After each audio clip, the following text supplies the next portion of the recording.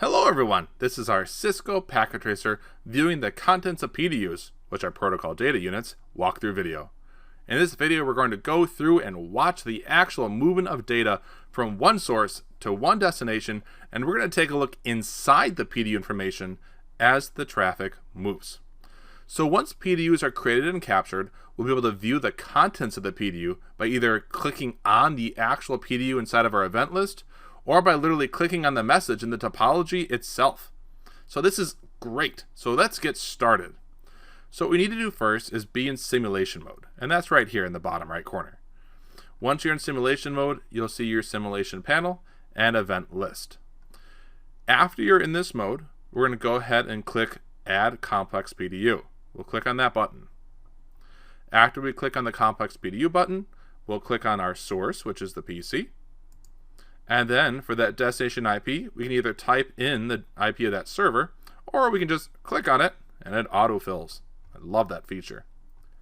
We need a sequence number, so we'll give the sequence number a 1. This size, let's give it a 10. And then periodic, we're going to put this thing on an interval of 5 seconds. We can go ahead and click Create PDU, and down below in this little panel window, we'll see that we have a ping in progress from our PC to that server. It is ICMP, which is a ping.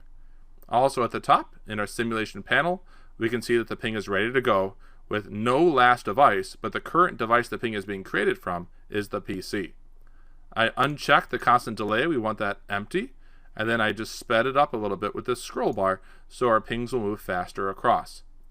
When you're ready, we can hit the play button. Right before you do, verify your event list filters. I had used the show all none, and then the edit filters button, I had selected ICMP only.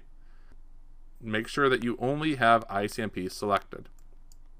From there, we are ready to hit that play button.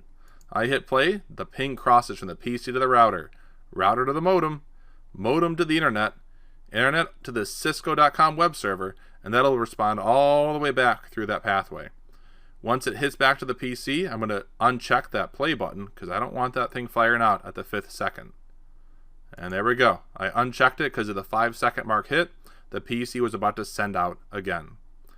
So at this time, I'm just going to go ahead and click back to my select tool in the top left corner. There we go. And now we can see all of these messages in our event list.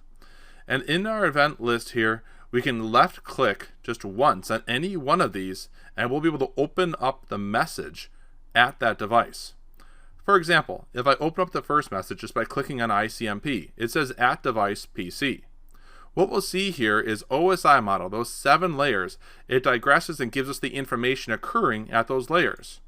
From the frame being sent out of FA0, the port on the PC, to clicking on layer 2, talking about the next hop IP being a unicast, ARP looking up and getting us a MAC address.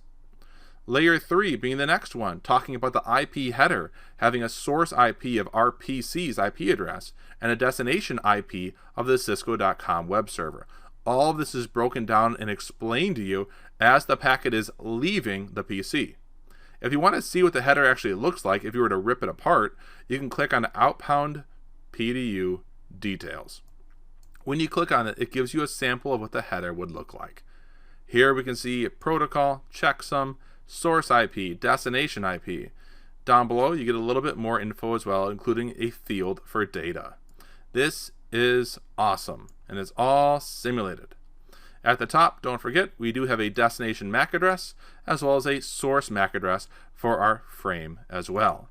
Now this is just one packet. What we can do is close this off, and we can take a look at, alright, when the traffic is going from the wireless router here, is arrived from the PC to the wireless router, we can click on that packet and take a look. The inbound, so coming in, what did the header look like? This is the info from the header. Leaving my wireless router and going out to the internet. Source IP is the public address, destination IP is the public address of that web server. And again, the MAC address is being updated as the traffic is moving. You can click on Inbound PDU Details. You can view what's happening as the traffic is arriving at the wireless router from the PC. You can see the PC's IP address, the wireless router's IP address, and then outbound PDU details. The router is now sending the traffic outwards towards the internet. the source IP of my router's IP address as it leaves destination IP of the web server cisco.com. You can literally read through the actual outputs of the frame messages and packets itself as your traffic moves. So spend some time, click through these devices, and be able to get comfortable reading through Cisco Packet Tracer, reading these messages as they're simulated moving through a network and being updated by network devices. So that's it for this video. Make sure you practice and play with traffic moving across the network and being able to open up this traffic utilizing these PDU features. Experience Cisco Packet Tracer to its fullest.